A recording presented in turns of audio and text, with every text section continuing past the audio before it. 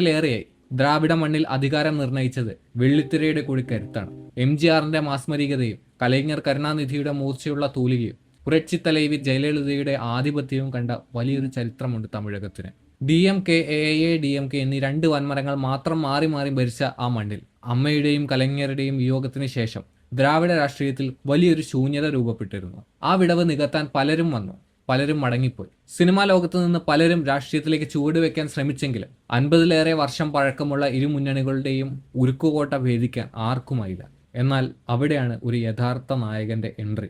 വെള്ളിത്തിരയിൽ 100 പേരെ ഇടിച്ചു തെറിപ്പിക്കുന്ന വെറുമൊരു റീൽ ഹീറോ മാത്രമല്ല, മറിച്ച് ലക്ഷക്കണക്കിന് യുവാക്കളുടെ സ്ഥിരകളിൽ ആവേശമായി പടർന്ന സാക്ഷാൽ കമാൻഡർ, തലപതി. സിനിമയുടെ ഏറ്റവും ഉയർന്ന കൊടുമുടിയിൽ നിൽക്കുമ്പോൾ കോടികളുടെ പ്രതിഫലം വേണ്ടെന്ന് വെച്ച് സാധാരണക്കാരന്റെ ശബ്ദമാകാൻ അവൻ ജനങ്ങൾക്കിടയിലേക്ക് ഇറങ്ങിത്തിരിച്ചു.